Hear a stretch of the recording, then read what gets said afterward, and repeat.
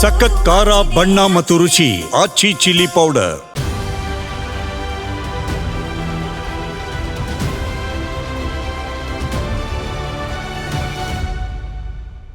ಅಪನಂಬಿಕೆ ಬರಲ್ವಾ sir police ಇಲಾಖೆ ಮೇಲೆ?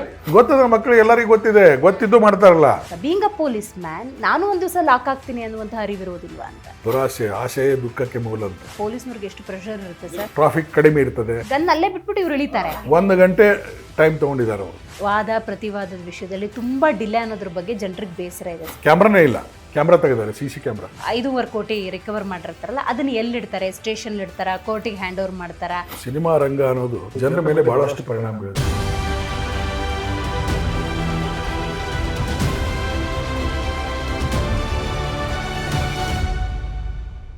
ನಮಸ್ಕಾರ, ಜಿ ವೈಬ್ಸ್ ಪಾಡ್ಕಾಸ್ಟ್ಗೆ ಸ್ವಾಗತ. ನಾನು ದಿವ್ಯಶ್ರೀ.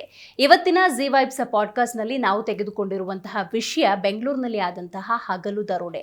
7,11,00,000 ದರೋಡೆ ಹಾಡ ಹಗಲಲ್ಲೇ ನಡೆದಿದೆ.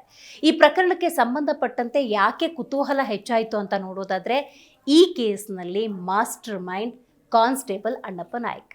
ಪೊಲೀಸ್ನವರ ಇನ್ವಾಲ್ವ್ಮೆಂಟ್ ಅಂದಾಗ ಬೇಲಿಯೇ ಎದ್ದು ಹೊಲ ಮೇಯ್ದಂತಾಯಿತು. ಹಾಗಾಗಿ ಈ ಪ್ರಕರಣದಲ್ಲಿ ಯಾವ ರೀತಿ ಪೊಲೀಸ್ ಇನ್ವಾಲ್ವ್ಮೆಂಟ್ ಇದೆ, ಕ್ರಿಮಿನಲ್ಸ್ ಹೇಗೆ ಪ್ಲ್ಯಾನನ್ನು ಮಾಡಿಕೊಂಡಿದ್ದಾರೆ ಮತ್ತು ಈ ಪ್ರಕರಣವನ್ನು ಕೇವಲ 55 ಗಂಟೆಗಳಲ್ಲಿ ಭೇದಿಸಿದ್ದಾರೆ ಅನ್ನೋದೇ ಆದರೆ ಅದು ಹೇಗೆ, ಪೊಲೀಸ್ ಯಾವ ತಂತ್ರಜ್ಞಾನವನ್ನು ಬಳಕೆ ಮಾಡಿಕೊಂಡು ಈ ಪ್ರಕರಣವನ್ನು ಭೇದಿಸಿದ್ದಾರೆ, ಇದರ ಬಗ್ಗೆ ತಿಳಿಸ್ಕೊಡೋದಕ್ಕೆ ಇವತ್ತು ನಮ್ಮ ಕಾರ್ಯಕ್ರಮದಲ್ಲಿ ನಿವೃತ್ತ ಪೊಲೀಸ್ ಅಧಿಕಾರಿಯಾಗಿರುವಂತಹ ಬಸವರಾಜ್ ಮಾಲಗತ್ತಿಯವರಿದ್ದಾರೆ. ಮೊದಲಿಗೆ ಅವರಿಗೆ ಕಾರ್ಯಕ್ರಮಕ್ಕೆ ಸ್ವಾಗತವನ್ನು ಕೋರೋಣ.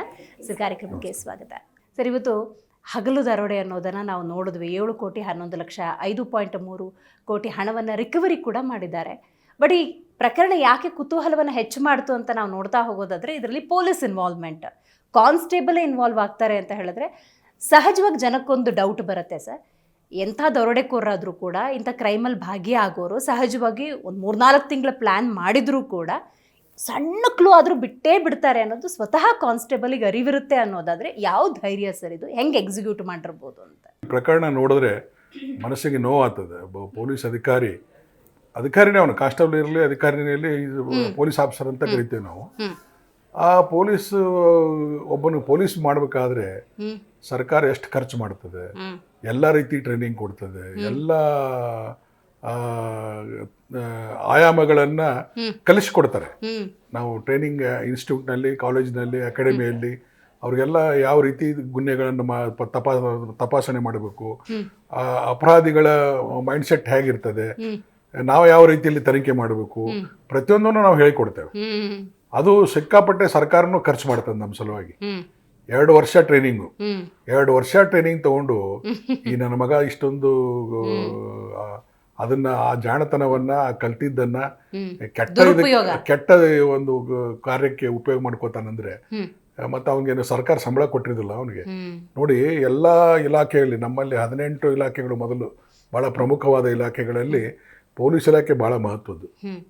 ಒಂದು ಪೊಲೀಸ್ ಮಾಡೋದಂಥ ಕೆಲಸ ಸರ್ಕಾರಕ್ಕೂ ಒಮ್ಮೊಮ್ಮೆ ತಾಕ್ತದೆ, ಒಮ್ಮೊಮ್ಮೆ ಸರ್ಕಾರ ಅಳಗಾಡ್ತದೆ, ಶೇಕಾಗ್ತದೆ ಅಂತ ಪ್ರಸಂಗ. ಹಿಂದೆ ರಾಜೀವ್ ಗಾಂಧಿ ಮನೆ ಸುತ್ತಲೂ ಪೊಲೀಸು ಬಂದಾನ ಅಂತ ತಿಳ್ಕೊಂಡು ಚಂದ್ರಶೇಖರ್ಗೆ ಪ್ರೈಮ್ ಮಿನಿಸ್ಟರ್ಶಿಪ್ ಹೋಯ್ತು. ನನ್ನ ಮನೆಗೆ ನೀವು ಪೊಲೀಸರನ್ನು ಕಳಿಸ್ತೀರಾ ಅಂತ. ಸೊ ಅಷ್ಟೊಂದು ಘನತೆ ಇರುವಂಥ, ಸಮಾಜದಲ್ಲಿ ಮರ್ಯಾದೆ ಇರುವಂಥ, ಗಂಭೀರವಾದಂಥ ಕೆಲಸ, ಅದನ್ನ ಈ ಥರ ದುರುಪಯೋಗ ಮಾಡ್ಕೋತಾರಂದ್ರೆ ಏನು ಹೇಳ್ಬೇಕು ಇವರಿಗೆ? ಇದೊಂದೇ ಅಲ್ಲ, ನೋಡಿ, ಹಿಂದೆ ಒಬ್ಬ ರಿಟೈರ್ಡ್ ಸಬ್ ಇನ್ಸ್ಪೆಕ್ಟ್ರು ಕೇರಳದಲ್ಲಿ IAS ಆದವ್ರಿಗೆ ಟ್ರೈನಿಂಗ್ ಕೊಡಿಸ್ತಾನೆ. ಇದು ಎಂಥ ಮೈಂಡ್ ಸೆಟ್ಟು! ಇದರ ಅರ್ಥ ನಾನು ಹೇಳೋದಿಲ್ಲ, ಪೊಲೀಸ್ ಇಲಾಖೆಗೆ ಒಂದು ಕರ್ನಾಟಕದಲ್ಲಿ ಒಂದು ಒಳ್ಳೆ ಹೆಸರಿದೆ. ಇಡೀ ದೇಶದಲ್ಲೇ ಕರ್ನಾಟಕ ಪೊಲೀಸ್ ಅಂದ್ರೆ ಒಂದು ನಂಬರ್ ಒನ್ ಪೊಲೀಸ್ ಗೌರವ. ಇವನ್ ಬಾಂಬೆ ಪೊಲೀಸರ್ಸ್, ಬಾಂಬೆ ಹೈಕೋರ್ಟ್ಸ್ ನಮ್ಮ ಇದನ್ನ ಅಪ್ರಿಷಿಯೇಟ್ ಮಾಡಿದ್ದಾರೆ, ನಮ್ಮ ಕೆಲಸವನ್ನ. ಅಲ್ಲಿ ಹೋಗಿ ಕರ್ನಾಟಕದ ಹೋಗಿ ಕಲ್ಕೊಂಬರ್ರಿ ನೀವು ಪೊಲೀಸರು ಅಂತ. ಇಂಥ ಒಂದು ಘನತೆ ಇರುವಾಗ ಇಂಥ ನನ್ನ ಮಕ್ಕಳು ಬಂದು ನಮಗೆ ಹೆಸರು ಕೆಡಿಸ್ತಾರಲ್ಲ, ಬಹಳ ಮನಸ್ಸಿಗೆ ನೋವಾಗ್ತದೆ. ಪ್ರಾಮಾಣಿಕತೆಯಿಂದ, ನಿಯತ್ಲಿಂದ ದುಡಿಯೋರಿಗೆ ಇದು ಬಹಳ ಮನಸ್ಸಿಗೆ ನೋವು ತರುವಂಥ ವಿಷಯ. ಏನೇ ಆಗಲಿ, ಇವ್ರ ಪ್ಲ್ಯಾನನ್ನು ನೋಡಿ, 3 ತಿಂಗಳವರೆಗೂ ನೀವು ಹೇಳ್ದಂಗೆ ಪ್ಲ್ಯಾನ್ ಮಾಡಿರ್ತಾರೆ. ಏನಾದರೆ ನಮ್ಮ ಪೊಲೀಸರು ಈಗ 50 ಗಂಟೆಯಲ್ಲಿ ನಾನು ಪತ್ತೆ ಮಾಡಿದ್ದಾರೆ. ಅವರು ಕಮಿಷನರು ಒಂದು ಡಕಾಯಿಟಿ ಆಗಿದೆ ಅಂದರೆ ಅದು ಹಾಡಾಗಲೇ ಸಿಟಿಯಲ್ಲಿ ಒಂಥರ ಪ್ಯಾನಿಕ್ ಇದ್ದಂಗೆ. ಹಾಡಾಗಲೇ ಈ ಥರ ನಮ್ಮ ಸಿಟಿ ಮಧ್ಯದಲ್ಲಿ ಈ ಥರ ಘಟನೆ ಆಯ್ತದಂದ್ರೆ ಇಷ್ಟೊಂದು ಪೊಲೀಸು ವ್ಯವಸ್ಥೆ ಇದ್ದು ಏನು ಪ್ರಯೋಜನ ಅಂತ ಸ್ವತಃ CMನೇ ಮೀಟಿಂಗ್ ತಗೊಂಡಾರೆ. ಅದು ಸೀರಿಯಸ್ ನೋಡಿ, ಯಾರು ಡೊಕೈಟಿ ಕೇಸಲ್ಲಿ CM ಮೀಟಿಂಗ್ ಮಾಡೋದಿಲ್ಲ, ಬಟ್ ಈ ಕೇಸಲ್ಲಿ ಮಾಡಿದ್ದಾರೆ. ಅಷ್ಟೇ ನಮ್ಮ ಪೊಲೀಸರು ಚುರುಕಾಗಿ ಕಮಿಷನರ್ ನೇತೃತ್ವದಲ್ಲಿ ಸುಮಾರು ಜನ 300 ಜನ ಪೊಲೀಸರು ಸೇರ್ಕೊಂಡು ಒಂದು 8-10 ಟೀಮ್ ಮಾಡಿ ಎಲ್ಲ ಕಡೆ ರೌಂಡ್ ಅಪ್ ಮಾಡ್ಕೊಂಡು ಹಿಡಿದಿದ್ದಾರೆ. ಅದನ್ನ ನಾವು ಅಭಿನಂದನೆ ಸಲ್ಲಿಸ್ತೇವೆ ಅವರಿಗೆ. ನಿಜವಾಗಿಯೂ ಅವರ ಕಾರ್ಯ ಒಳ್ಳೇದನೆ. ಆದ್ರೆ ಅದಕ್ಕೆ ಹೇಳಿದ್ನಲ್ಲ ನಾನು, ಆದ್ರೆ ನಮ್ಮ ಪೊಲೀಸರೇ ಇನ್ವಾಲ್ವ್ಮೆಂಟ್ ಆಗಿದ್ದಕ್ಕೆ ಅದು ಒಂದು ದುರ್ದೈವ. ಈಗ ಪೊಲೀಸ್ ಇಲಾಖೆ ಅಂದಾಗ ಸರ್, ಕಳೆದ 25 ವರ್ಷಗಳ ಹಿಂದಿನ ಪೊಲೀಸ್ ತರಬೇತಿಗೂ ಇವತ್ತಿನ ಪೊಲೀಸ್ ತರಬೇತಿಗೂ ಖಂಡಿತವಾಗ್ಲೂ ವಿಭಿನ್ನವಾಗಿರುತ್ತೆ. ಯಾಕಂದ್ರೆ ತಂತ್ರಜ್ಞಾನ ಬೆಳೀತಾ ಇರುತ್ತೆ. ಆ ಆಯಾಮದಲ್ಲಿ ತರಬೇತಿಗಳು ಕೂಡ ಅಪ್ಗ್ರೇಡ್ ಆಗೋದ್ರಿಂದಾಗಿ ಆ ಟ್ರೈನಿಂಗ್ ಅನ್ನ, ಆ ಟೆಕ್ನಿಕಲ್ ಟರ್ಮ್ಗಳನ್ನ ಇಲ್ಲಿ ಯೂಸ್ ಮಾಡಿದ್ದಾರೆ ಅಂತ ಅನ್ಸುತ್ತಾ? ಖಂಡಿತ. ಈಗ ಟ್ರೈನಿಂಗ್ ದಲ್ಲಿ ನಾವು ಹೇಗೆ ಮೊಬೈಲ್ ಅನ್ನ, ಆಮೇಲೆ ಇನ್ನೊಂದು ಟೆಕ್ನಾಲಜಿಯನ್ನ ಯಾವ ರೀತಿ ನಾವು ಬಳಕೆ ಮಾಡಬೇಕು ಅನ್ನೋದನ್ನ ಪ್ರತಿಯೊಂದು ಕಲಿಸ್ಕೊಡ್ತಾರೆ. ಬರೀ ಕಲಿಸೋದಲ್ಲ, ಕಲಿಸಿ ಆಮೇಲೆ ನಮಗೂ ಎಕ್ಸಾಮ್ ಇಡ್ತಾರೆ. ಎಕ್ಸಾಮ್ಸ್ ಪಾಸ್ ಆಗ್ಬೇಕು ನಾವು. ಬರೀ ಕಲಿಯೋದಲ್ಲ, ನಮ್ಮ ಪಾಠಕ್ಕೆ ಈ ಕಡೆಯಿಂದ ಕೇಳಿ ಈ ಕಡೆ ಹೋಗೋದಲ್ಲ. ಅದನ್ನು ಮನವರಿಕೆ ಮಾಡ್ಕೊಳ್ಳಿಕ್ಕೆ ಮತ್ತೆ ನಮಗೆ ಎಕ್ಸಾಮ್ ಇಟ್ಟು ಎಕ್ಸಾಮ್ ಪಾಸ್ ಆಗ್ಬೇಕಲ್ಲಿ.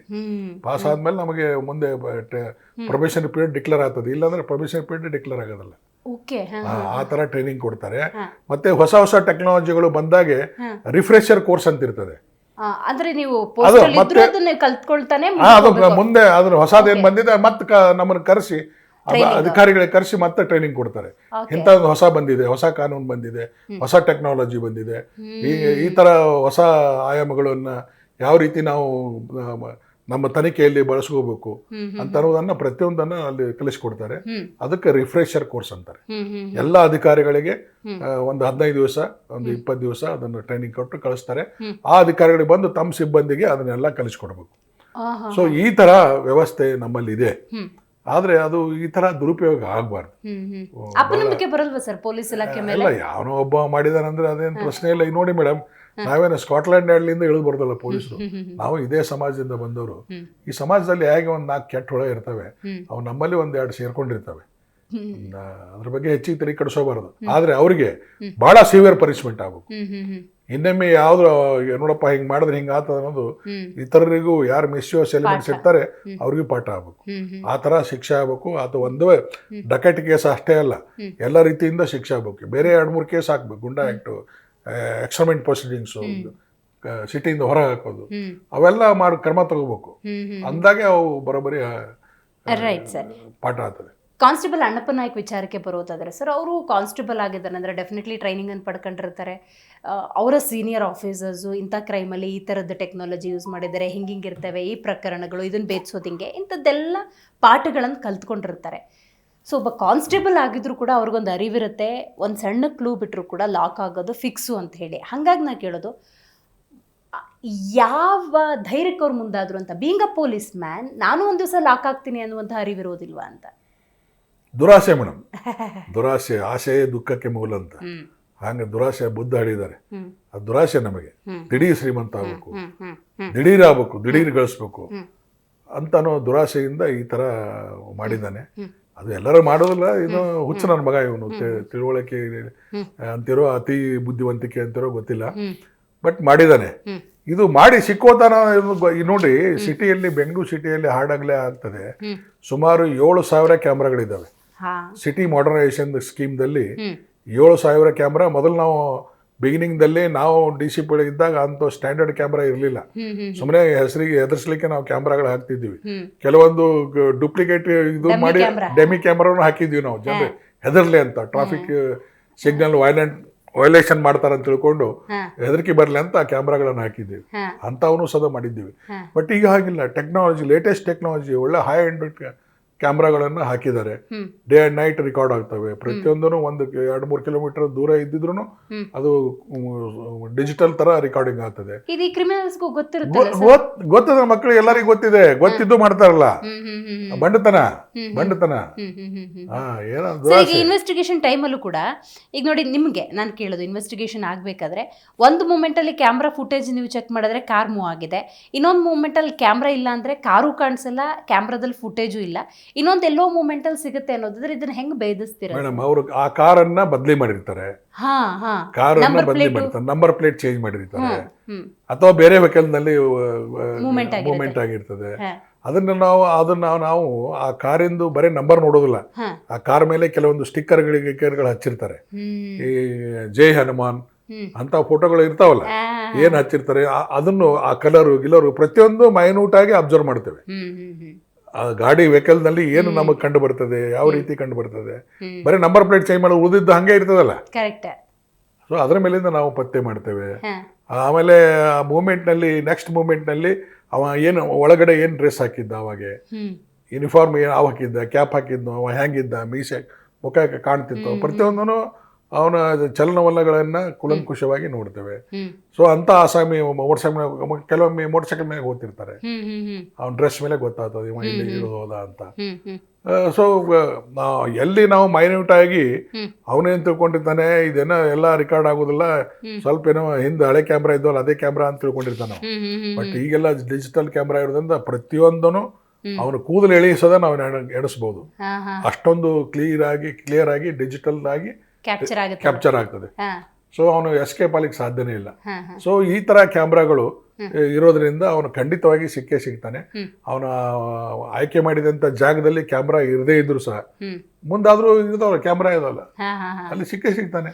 ಹಾಡ್ ಹಗಲೇ ಆಗಿದ್ರಿಂದಾಗಿ ಸರ್ ಈ ಕೇಸ್ನ ಇನ್ವೆಸ್ಟಿಗೇಷನ್ ಅಂದಾಗ ಪೊಲೀಸ್ನವ್ರಿಗೆ ಎಷ್ಟು ಪ್ರೆಷರ್ ಇರುತ್ತೆ? ಅದಕ್ಕೆ ನೋಡಿ ಮೇಡಮ್, ಅವ್ರು 8 ಟೀಮ್ ಅನ್ನು ಮಾಡಿದ್ದಾರೆ ಕಮಿಷನರ್. ಸ್ವತಃ CM ಮೀಟಿಂಗ್ ಮಾಡಿದ್ರಿಂದ ಬಹಳ ಸೀರಿಯಸ್ ತಗೊಂಡಿದ್ದರಿಂದ 8 ಟೀಮನ್ನು ಮಾಡಿ 5 ಮಂದಿ DCPಗಳನ್ನ ಅದರಲ್ಲಿ ಇನ್ವಾಲ್ವ್ ಮಾಡಿ, 2 ಅಡಿಷನಲ್ ಕಮಿಷನರ್ಗಳನ್ನ ಅದರಲ್ಲಿ ಹಾಕಿ ಅವ್ರಿಗೆ ಇನ್ಸ್ಟ್ರಕ್ಷನ್ ಕೊಟ್ಟು 24 hours ಅವ್ರನ್ನ ಪತ್ತೆ ಮಾಡ್ಬೇಕಂತ ಸ್ಟ್ರಿಕ್ಟ್ ಆಗಿ ಹೇಳಿ ಪತ್ತೆ ಮಾಡಿದ್ದಾರೆ. ನಿಜವಾಗಿ ಅಪ್ರಿಶಿಯೇಟ್ ಮಾಡಬೇಕು. ಯೂಶಲಿ ಸರ್ ಇಂಥ ದರೋಡೆಗಳು ಅಥವಾ ಏನೇ ಕ್ರೈಮ್ ಚಟುವಟಿಕೆಗಳು ಅಂತ ಹೆಂಗ್ ಪ್ಲಾನ್ ಮಾಡ್ಕೋತಾರೆ, ಯಾವ ತರ ಪ್ಲಾನ್ ಮಾಡ್ಕೋತಾರೆ, ಇದ್ರ ಬಗ್ಗೆ ಏನಾದ್ರು ಒಂದು? ಅಲ್ಲ, ಅವರು ನಾವು ಹೆಂಗೆ ರಿಹರ್ಸಲ್ ಮಾಡ್ತೇವೆ, ರಿಹರ್ಸಲ್ ಮೂವ್ಮೆಂಟ್ ಹೆಂಗ್ ಮಾಡ್ತೇವೆ ಆ ತರ ಅವರು ಮಾಡಿರ್ತಾರೆ. ಯಾಕಂದ್ರೆ 2 days ಬಂದ್ಬಿಟ್ಟು ಅಲ್ಲೇನೋ ಪ್ಲಾನ್ ಮಾಡಿ ಹೋಗಿದ್ದಾರೆ. ವಿತಿನ್ 2 days ಎಲ್ಲ ಅವ್ರು 5-6 ಸಲ ಬಂದು ಹೋಗಿರ್ತಾರೆ. ನಮಗೆ ಹಂಗ ಅನಿಸ್ತದೆ ಒಂದೇ ದಿವಸ ಮಾಡಿದಾರೆ ಅಂತ. ಬಟ್ 5-6 ಸಲ ಬಂದ್ ಮಾಡಿರ್ತಾರೆ. ಇಲ್ಲಿ ಮಾಡಿದ್ರೆ ಹೆಂಗೆ, ಅಲ್ಲಿ ಮಾಡಿದ್ರೆ ಹೆಂಗೆ, ಅಲ್ಲಿ ಜಾಗ ಹೆಂಗೆ, ಯಾವ ಜಾಗ ಸೆಲೆಕ್ಟ್ ಮಾಡ್ಕೋಬೇಕು, ಯಾವ ಟೈಮ್ನಲ್ಲಿ ಜನ ಅಲ್ಲಿ ಇರೋದಿಲ್ಲ, ಯಾವ ಟೈಮ್ನಲ್ಲಿ ಅಲ್ಲಿ ಕ್ಯಾಮ್ರಾ ಇರೋದಿಲ್ಲ, ಯಾವ ಟೈಮ್ನಲ್ಲಿ ಅಲ್ಲಿ ಪೊಲೀಸರು ಇರೋದಿಲ್ಲ, ಇದನ್ನೆಲ್ಲ ಪ್ರತಿಯೊಂದನ್ನು ಅಬ್ಸರ್ವ್ ಮಾಡ್ತಿರ್ತಾರೆ. ಆ ಟೈಮ್ ಅಂತ ಯಾಕೆ ಪರ್ಟಿಕ್ಯುಲರ್ ಆಗಿ ಮೆನ್ಷನ್ ಮಾಡ್ತಿದ್ದಾರೆ? ಆ ಟೈಮ್ನಲ್ಲಿ ಅಂದರೆ ಆ ಟೈಮ್ನಲ್ಲಿ ಜನ ನಮ್ಮ ಪೊಲೀಸರೆಲ್ಲ ಊಟಕ್ಕೆ ಹೋಗ್ತಾರೆ, ಟ್ರಾಫಿಕ್ ಕಡಿಮೆ ಇರ್ತದೆ, ಮಧ್ಯಾಹ್ನ ಹೊತ್ತಿನಲ್ಲಿ ಟ್ರಾಫಿಕ್ ಕಡಿಮೆ ಇರ್ತದೆ, ಆಮೇಲೆ ಶಿಫ್ಟ್ ಚೇಂಜ್ ಆಗೋದಿರ್ತದೆ. ಸೊ ಹೀಗಾಗಿ ಎಲ್ಲ ರೀತಿಯ ಅನುಕೂಲತೆ ಅವ್ರಿಗೆ ಅಲ್ಲಿ ಒದಗಿ ಬರ್ತದೆ ಅಫೆನ್ಸ್ ಮಾಡ್ಲಿಕ್ಕೆ.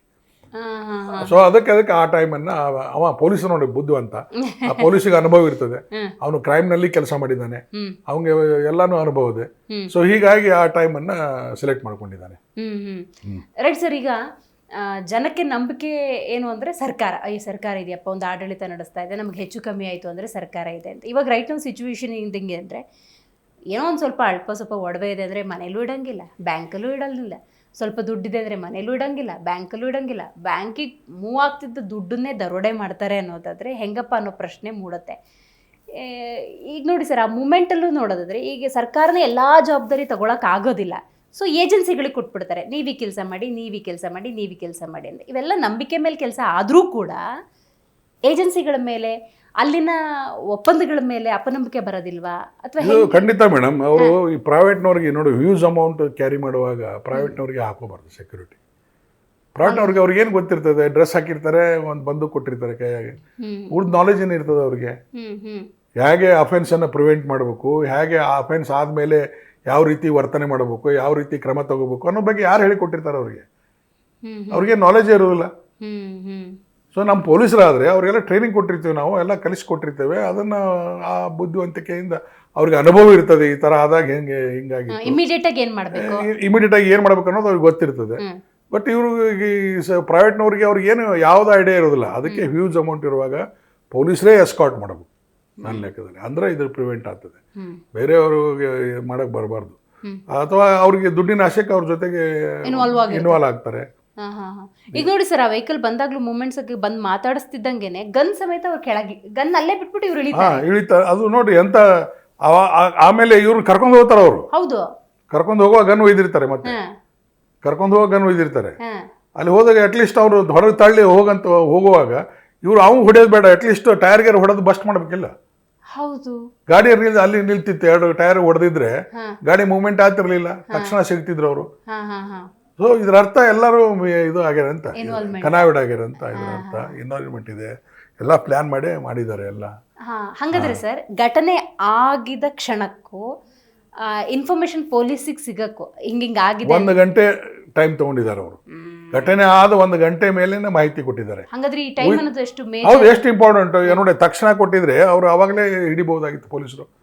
ನಮ್ಮಲ್ಲಿ ಏನು ಮೇಡಮ್, ಈಗಿನ ವೈರ್ಲೆಸ್ ಕಮ್ಯುನಿಕೇಶನ್ ಎಲ್ಲಿ ಹೋಯ್ತು, ಎಲ್ಲಿ ನಾವು ಇಲ್ಲಿ ನಮ್ಮದು ಇದು ಇದೆ, ಕಂಪ್ಯೂಟರೈಸ್ಡ್ ಸೆಂಟರ್ ಇದೆ, ಎಲ್ಲ ಇಡೀ CC ಕ್ಯಾಮ್ರಾಗಳು ಅಲ್ಲಿ ಸ್ಕ್ರೀನ್ ಮೇಲೆ ಬರ್ತಾವ, ನೋಡ್ತೀವಿ. ಒಂದೇ ಕಡೆ ಕುಂತು ನೋಡ್ತಾರೆ ಕಂಟ್ರೋಲ್ ರೂಮ್ದಲ್ಲಿ. ಅಲ್ಲಿಗೆ ಅದನ್ನ ನಾವು ಮಾನಿಟರ್ ಮಾಡ್ಬೋದು, ಅಲ್ಲಿ ಕೂತ್ಕೊಂಡೇ ಮಾನಿಟರ್, ಇಂತಲ್ಲಿ ಹೋದ, ಇಂತಲ್ಲಿ ಬಂದ, ಅಲ್ಲಿ ಬಂದ, ಇಲ್ಲಿ ಬಂದ ಅಂತ ನೋಡಿರ್ತಿರ್ತೀವಿ. ಹೌದು, ನೋಡ್ಬೋದು. ಪ್ರತಿಯೊಂದು TV ಫುಟೇಜ್ ಅನ್ನ ಅಲ್ಲಿ ಅಬ್ಸರ್ವ್ ಮಾಡ್ಬೋದು. ಸೊ ಇಂಥ ವ್ಯವಸ್ಥೆ ಇದೆ. ಈ ವ್ಯವಸ್ಥೆ ಅವನಿಗೂ ಗೊತ್ತಿದೆ, ಅದು ಆದ್ರೂ ಮಾಡಿದಲ್ಲ ನಾವು. ಅದಕ್ಕೆ ಲೇಟ್ ಮಾಡಿದ್ದಾರೆ. ಅದಕ್ಕೆ ಈ ತರ ಕ್ಯಾಮ್ರಾ ಇಲ್ಲಾರ್ದ ಜಾಗದಲ್ಲಿ ಹೋಗಿ ಆಪರೇಟ್ ಮಾಡಿದ್ದಾನೆ ಅವನು. ಇದು ನೋಡ್ಕೊಂಡು ಮಾಡಿದ್ದಾನೆ. ಬಟ್ ಅವನು ಮೂರ್ಖ ನನ್ನ ಮಗ. ಅವನು ಸಿಗ್ತಾರ, ಅಷ್ಟು ಕಾಮನ್ ಸೆನ್ಸ್ ಬೇಡವಾ? ಹಾಡಾಗ್ಲೇ ಮಾಡ್ತಾನಂದ್ರೆ ಎಷ್ಟು ದೊಡ್ಡ ಹಿಡಿದಿಲ್ಲ. ಮೊನ್ನೆ ಬಿಜಾಪುರ ಆಯ್ತು, ದರೋಡೆ 50 ಕೋಟಿದು, ಅದು ಪತ್ತೆ ಮಾಡಿದ್ರಲ್ಲ. ಇನ್ನೊಂದು ಬ್ಯಾಂಕ್ ಲೂಟ್ ಮಾಡಿದ್ರು, ಬಂಗಾರ ಸಮೇತನ ಹಿಡಿದ್ರು. ಸೊ ಅನೇಕ ಗುನ್ನೆಗಳು ಪತ್ತೆ ಆಗ್ತವೆ. 90% ಡಿಟೆಕ್ಟ್ ಆಗೇ ಆಗ್ತವೆ ಯೂಸ್ ಅಮೌಂಟ್ ಹೋದಲ್ಲಿ. ಬಟ್ ಇವು ಬರೇ ಪೊಲೀಸರ ಕರ್ತವ್ಯ ಅಂತ ಅಲ್ಲ ಮೇಡಮ್. ಇದು ನೋಡಿ ಸರ್, ಇದು ಕೋಟ್ಯಾಂತರ ರೂಪಾಯಿ ಆಗಿರೋದ್ರಿಂದ ಏನೋ ಒಂದು ಸೂಟ್ ಕೇಸಲ್ಲಿ ಹಿಡ್ಕೊಂಡು ಹೋಗೋಂಥದ್ದು ಅಲ್ಲ. ಟ್ರಂಕ್ 2 ಟ್ರಂಕ್ ಹೊತ್ತೊಂದು ಹೋಗ್ಯಾರ ಅವರು. ಇದನ್ನ ಬರೇ ನಾನು ಪೊಲೀಸರ ಇದು ಜವಾಬ್ದಾರಿ ಅಂತಲ್ಲ, ಬ್ಯಾಂಕ್ನವರು ಜವಾಬ್ದಾರಿ ಇದೆ ಮೇಡಮ್ ಇದರಲ್ಲಿ. ಬ್ಯಾಂಕ್ನವರು ಪ್ರತಿಯೊಬ್ಬರನ್ನ ಅವ್ರನ್ನ ಆಂಟಿಸಿಡೆಂಟ್ಸ್ ಅನ್ನ ವೆರಿಫೈ ಮಾಡಿಸ್ಬೇಕು. ಗನ್ಮೆನ್ ಆಗಲಿ, ಅವನಲ್ಲಿ ಜೊತೆ ಕಸವ ಆಗಲಿ, ಡ್ರೈವರ್ ಆಗಲಿ, ಇವನು ಹಿಂದಿನ ಇತಿಹಾಸ ಏನು, ಇವನದೇನು ಇದೇನು, ಯಾವ ಥರ ಇದೆಲ್ಲ ಪ್ರತಿಯೊಂದನ್ನು ಪೊಲೀಸರಿಗೆ ವೆರಿಫೈ ಮಾಡಿ ಆನಂತರ ಅವ್ರಿಗೆ ಅಲ್ಲಿ ಕಳಿಸ್ಬೇಕು. ಒಂದೆರಡು ಮಾಡ್ತಾರೆ, ಇಲ್ಲ ಅಂತಲ್ಲ, ನಾಮಕೆ ವಾಸನೆ ಮಾಡ್ತಾರೆ. ಹೋದ ಯಾವನು ರಜಾ ಹೋದ ಅಂದ್ಕೂಡೇನೆ ಇನ್ನೊಬ್ಬನೇ ಅವ್ನು ಹುಷಾರಿಲ್ಲ, ನೀವು ಹೋಗ ಅಂತ ಕಳಿಸ್ಬಿಡ್ತಾರೆ. ಸೊ ಈ ಥರ ಆದಾಗ ಹಿಂಗೆಲ್ಲ ಪ್ಲ್ಯಾನ್ ಆಗಿ ಆಗ್ತವೆ. ಅವರು ಹುಷಾರಾಗಬೇಕು ಬ್ಯಾಂಕ್ನವರು ಸದಾ. ಅವ್ರಿಗೆ ನೋಡಿ, ವ್ಯಾನಿಗೆ ಕ್ಯಾಮ್ರಾನೇ ಇಲ್ಲ, ಕ್ಯಾಮ್ರಾ ತೆಗೆದಾರೆ, CC ಕ್ಯಾಮ್ರಾ. ಕ್ಯಾರಿ ಮಾಡುವಂತ CMS ವ್ಯಾನ್ಗೆ 2 ಕಡೆ ಕ್ಯಾಮ್ರಾ ಇರ್ತದೆ, ಆ ಕಡೆನೂ ಈ ಕಡೆ 2 ಕಡೆ ಕ್ಯಾಮ್ರಾ ಇರ್ತದೆ, ಮಧ್ಯಾಹ್ನ ಇರ್ತದೆ. ಅದು ಕ್ಯಾಮ್ರಾನೇ ಇಲ್ಲ ಅದಕ್ಕೆ ವ್ಯಾನಿಗೆ. ಇದ್ರ ಉದ್ದೇಶ ಏನಿದು? ಮತ್ತೆ ಅದನ್ನ ಆಫೀಸರ್ಸ್ ನೋಡ್ಬೇಕಿಲ್ಲ ಅದನ್ನ ಕ್ಯಾಮ್ರಾ. ಬರೀ ದುಡ್ಡು ಕೊಡೋದು ಒಯ್ದಿಡೋದು ಅಂತಲ್ಲ, ವೆರಿಫೈ ಮಾಡ್ಬೇಕು. ಅದನ್ನ ಜವಾಬ್ದಾರಿ ಯಾರ್ದದು? ಕಳತನ ಅದ್ ಕೂಡ ಕಂಪ್ಲೇಂಟ್ ಕೊಡೋದು, ಅಷ್ಟೇ ಕೆಲಸ ಮುಗಿತಾ ಅವ್ರದ್ದು. ಮತ್ತೆ ಇಷ್ಟೊಂದು ಕೋಟ್ಯಾಂತರ ರೂಪಾಯಿಗೆ ಲೂಟ್ ಮಾಡ್ತಾರೆ, ಮಿಸ್ಯೂಸ್ ಆಗ್ತದೆ ಅಂದ್ರೆ ಅದು ಹೊಣೆ ಯಾರೋದಕ್ಕೆ? ಅವರು ಜವಾಬ್ದಾರಿ ತಗೋಬೇಕು. ಬ್ಯಾಂಕ್ನವ್ರನ್ನು ವೆರಿಫೈ ಮಾಡ್ಬೇಕು, ಪೊಲೀಸರನ್ನ ತಿಳಿಸ್ಬೇಕು. ನೋಡಿ, ಈಗ GPS ಇರ್ತದೆ ಮೇಡಮ್, GPS ಯಾಕೆ ಮಾನಿಟರ್ ಮಾಡಬಾರ್ದು ಅವರು? ಬ್ಯಾಂಕ್ನವರು ವ್ಯಾನಿಗೆ GPS ಇರ್ತದೆ, ಎಲ್ಲಿ ಹೋಯ್ತು ಎಲ್ಲಿ ಬಂತು ಅನ್ನೋದು ಮ್ಯಾನೇಜರ್ ಕೆಲಸ ಅಲ್ಲ. ಅದು ಕೋಟಿಗಟ್ಟಲೆ ದುಡ್ಡು ತಗೊಂಡು ಹೋಗ್ತಾನೆ ಅಂದ್ರೆ ವೆಹಿಕಲ್ದು ಎಲ್ಲಿ ಬಂತು ಅನ್ನೋದು ಗೊತ್ತಾಗಬೇಕು ಅವನಿಗೆ. ಪ್ರತಿಯೊಂದು ಟ್ರ್ಯಾಕ್ ಮಾಡ್ಬೇಕು ಅವನು. ಅಥವಾ ಪೊಲೀಸರಿಗೆ ತಿಳಿಸ್ಬೇಕು, ನಮ್ದು ಈ ವ್ಯಾನ್ ಹೊಂಟಿದೆ, ನೀವು ಸ್ವಲ್ಪ ಮಾನಿಟರ್ ಮಾಡ್ರಿ ಅಂತ ಅವ್ರು ತಿಳಿಸ್ಬೇಕು. ಇವರಿಗೆ ಅನಾನುಕೂಲತೆ ಇದ್ರೆ ಕಂಟ್ರೋಲ್ ರೂಮ್ ತಿಳಿಸ್ಬೇಕು. ಏನಾದ್ರೂ ಒಂದು ಮಾಡ್ಬೇಕು. ಅವ್ರಿಗೆ ಬರೇ ಕಂಪ್ಲೇಂಟ್ ಕೊಡೋದು ಅಷ್ಟೇ ಕೆಲಸ ಅವ್ರದ್ದು, ಬ್ಯಾಂಕ್ನವ್ರದ್ದು. ಕಳ್ತನ ಆದ ಕೂಡಲೇ ಆಮೇಲೆ ಪೊಲೀಸರ ಮೇಲೆ ಹಿಡಿದ್ರು ಬಿಟ್ರು, ಇಲ್ಲ ಪೊಲೀಸರ ಬ್ಲೇಮ್ ಮಾಡಿ ಲೇಟ್ ಆಗಿ ಬಂದ್ರು, ಆ ಕತೆ ಈ ಕತೆ ಹೇಳ್ತಾರೆ. ಮತ್ತೆ ಇದರಲ್ಲಿ ಬರೇ ಪೊಲೀಸರು ಬ್ಯಾಂಕ್ನವ್ರದ್ದು ಅಷ್ಟೇ ಅಲ್ಲ, ಇವನ್ ಸಾರ್ವಜನಿಕರದು ಇದರಲ್ಲಿ ಪಾತ್ರ ಇದೆ. ಸಾರ್ವಜನಿಕರು ಸಹಕಾರ ಕೊಡಬೇಕು. ನಾವು ಸಾರ್ವಜನಿಕರ ಸಹಕಾರ ಇರ್ದಿದ್ರೆ ಪೊಲೀಸರು ಏನೂ ಮಾಡ್ಲಿಕ್ಕೆ ಸಾಧ್ಯ ಇಲ್ಲ. ಏನೂ ಮಾಡ್ಲಿಕ್ಕೆ ಸಾಧ್ಯ ಇಲ್ಲ ಮೇಡಮ್. ಒಂದು ಗುನ್ನೆ ಆದ್ರೆ ಅದಕ್ಕೆ ಐ ವಿಟ್ನೆಸ್ ಇರ್ತಾರೆ, ನೋಡಿದವರು 1,000 ಜನ ಸೇರಿರ್ತಾರೆ. ಅಲ್ಲೇನಾದ್ರೂ ಹುಡುಗಿಗೆ ಮೊಲೆಸ್ಟೇಷನ್ ಮಾಡಿದ್ರು, ಏನೋ ಯೂಟೀಜಿಂಗ್ ಮಾಡಿದ್ರು, ಏನು ಮಾಡಿದ್ರು ಅಂದರೆ ನಮಗೆ ಸಂಬಂಧ ಎಲ್ಲನೂ ಓದ್ತಿರ್ತಾರೆ. ಅವ್ರದ್ದು ಕರ್ತವ್ಯ ಅದೇ. ಅವ್ರದ್ದು ನೋಡಿ ಅಫೆನ್ಸ್ ಆದಮೇಲೆ ಅಟ್ಲೀಸ್ಟ್ ಹೊಡಿಯುವಾಗ ಓಕೆ, ಒಬ್ಬ ಹೊಡಿತಿರ್ತಾನೆ, ಮರ್ಡರ್ ಮಾಡ್ತಿರ್ತಾನೆ, ಮಸ್ತ್ ಅವ್ನು ಕೊಸ್ತಿರ್ತಾನೆ, ಚಾಕು ಹಾಕ್ತಿರ್ತಾನೆ, ನಮಗೆ ಯಾಕೆ ಬಿಡಪ್ಪ ಅಂತ ಹೆದರ್ಕೊಂಡು ಬಿಟ್ಟರು. ಸೊ ಆಗಿದ ಘಟನೆ ಹೇಳ್ಬೇಕಲ್ಲ ಅಟ್ಲೀಸ್ಟು. ಅದು ಹೇಳ್ರಪ್ಪ, ಈ ಪಂಚನಾಮ ಮಾಡ್ತೀವಿ, ಒಂದು ಸ್ವಲ್ಪ ಸಹಿ ಮಾಡಿ ಬರ್ರಿ ಅಂದರೆ ಯಾರೂ ಬರೋದಿಲ್ಲ. ಯಾರೂ ಬರೋದಿಲ್ಲ. 1,000 ಜನ ಸೇರಿರ್ತಾರೆ, ಬಟ್ ಒಬ್ಬರು ಬರೋದಿಲ್ಲ ಸಹಕಾರ ಕೊಡೋದು. ಅದು ಅವ್ರದ್ದು ತಪ್ಪಂತ ಅನ್ನೋದಿಲ್ಲ. ಅವ್ರಿಗೆ ಈ ಗುಂಡಾಗಳ ರೌಡಿಗಳು ಇದ್ರಂದ್ರೆ ಅವ್ರಿಗೆ ಜೀವದ ಬೆದರಿಕೆ ನಾಳೆ ನನ್ನ ವಿರುದ್ಧ ಸಾಕ್ಷಿ ಹೇಳ್ತೀಯ ಮಗನೇ ಅಂತ. ಅದನ್ನ ಮನೆ ಕೂತಿಂದು ನಾವು ಇದು ಕೆಲಸ ಮಾಡೋದು ಯಾಕೆ ಸರ್, ನಾವು ಕೋರ್ಟು ಕಚೇರಿ ಅಡ್ಡಾಡೋದು ಯಾಕೆ, ನಮ್ಗೆ ಯಾಕೆ ಬೇಕು ಅಂತ ಎಲ್ಲ ಮೊದಲಿಂದನೂ ತಲೆಯಲ್ಲಿದೆ. ಹಿರಿಯರು ಬೈತಿರ್ತಾರೆ, ಪೊಲೀಸರು ಸವಾಸ ಬಿಡಾರ ಬೈ ಅಂತ ಅಂತಿರ್ತಾರೆ. ಸೊ ಇದೇ ಕಾರಣಕ್ಕೆ ಒಂದೇನಾದ್ರೂ ಸಾಕ್ಷಿ ಹಾಕಿದ್ರೆ ಅವ್ನು 10 ಸಲ ಕೋರ್ಟಿಗೆ ಹೋಗ್ಬೇಕು, ಒಮ್ಮೆಲೆ ತಗೊಳ್ಳೋದಿಲ್ಲ ಸಾಕ್ಷಿ, ಅದು ಇದು ಏನೋ ನೆಪ ಹೇಳ್ಕೊಂಡು ಅಡ್ಜಸ್ಟ್ ಮಾಡ್ತಾನೆ ಇರ್ತಾರೆ. ಹೋಗದೆ ಇದ್ರೆ ವಾರಂಟ್ ಬರ್ತದೆ, ವಾರಂಟ್ ಜಾರಿ ಮಾಡಕ್ ಬಂದವನು ಬಾಯಿ ಬಂದಾಗ ಮಾತಾಡ್ತಾನೆ. ಅದೆಲ್ಲ ಯಾಕೆ ಬೇಕಿತ್ತು, ಅವನು ಅಪರಾಧ ಮಾಡ್ಯಾನ, ಏನೋ ಸಾಕ್ಷಿ ಹೇಳಲಿಕ್ಕೆ ಸಹಕಾರ ಕೊಟ್ರೆ ಅವನಿಗೆ ಬಯಸೋದಂತ ಪರಿಸ್ಥಿತಿ. ಸೊ ಇವೆಲ್ಲ ಕಾರಣಗಳಿಂದ ಹೆದರ್ತಾರೆ. ಇವನ್ ಎಷ್ಟೋ ಸಾಕ್ಷಿ ಹೇಳಿ ಕೋರ್ಟ್ ಆವರಣದಲ್ಲಿನೇ ಕೊಲೆ ಮಾಡಿದ್ದಾರೆ, ನನ್ನ ವಿರುದ್ಧ ಸಾಕ್ಷಿ ಹೇಳಿ ಆ ಮಗನೇ ಅಂತ. ಹಾಗೂ ಆಯ್ತದು, ಅದಕ್ಕೆ ಜನ ಹೆದರ್ತಾರೆ. ಆದ್ರೂ ಎಲ್ಲ ವ್ಯವಸ್ಥೆ ನಮ್ಮ ಸಂಬಂಧಿಕನೇ ಆಗಿದ್ದಪ್ಪ, ನಮ್ಮ ಸಂಬಂಧಿಕದ ಒಂದು ಹುಡುಗಿಗೆ ಅಲ್ಲಿ ತೊಂದರೆ ಆಯ್ತು, ಆ ಕೇಸಲ್ಲಿ ನಾವು ಮಾಡ್ಲೇಬೇಕಲ್ಲ. ಇಂಥ ಕೇಸ್ಗಳಲ್ಲಿ ಸರ್ ಗಡಿ ದಾಟಿದ್ರೆ, ಕ್ರಿಮಿನಲ್ಸ್ ಗಡಿ ದಾಟಿದ್ರೆ ಪೊಲೀಸ್ನವ್ರಿಗೆ ಇನ್ವೆಸ್ಟಿಗೇಷನ್ಗೆ ಎಷ್ಟು ಸವಾಲು? ಏನ ಎಲ್ಲಿ ಹೋದ್ರು ನಾವು ಹಿಡಿತೇವೆ ಮೇಡಮ್. ಗಡಿ ದಾಟೋದಲ್ಲ, ದೇಶ ಗಡಿ ದಾಟೋದ್ರೂ ಸದಾ ಹಿಡಿತೇವೆ, ಎಲ್ಲಿದ್ರು ಬಿಡಲ್ಲ, ಎಲ್ಲಿ ಹೋದ್ರು ಬಿಡೋದಿಲ್ಲ. ಅದಕ್ಕೆಲ್ಲ ವ್ಯವಸ್ಥೆ ಇದೆ. ಎಲ್ಲೇ ಹೋಲಿ ಅವನು ಕಮ್ಯುನಿಕೇಶನ್ ಇರ್ತದೆ, ನಮ್ಮದು ಅವನ ಮೇಲೆ ನಜರ್ ಇರ್ತದೆ. ಇವನ್ ಏರ್ಪೋರ್ಟ್ಗೆ ನಾವು ಪ್ರತಿಯೊಂದು ಏರ್ಪೋರ್ಟ್ನಲ್ಲಿ ಅದನ್ನು ಮಾಹಿತಿ ಕೊಡ್ತೇವೆ, ಇಂಥ ವ್ಯಕ್ತಿ ಇಂಥ ಇದು ಅವನ ಫೋಟೋನೇ ಕೊಡ್ತೇವೆ. ಅವನಿಗೆ ಅಲ್ಲಿ ಬ್ಲಾಕ್ ಮಾಡಿಬಿಡ್ತಾರೆ.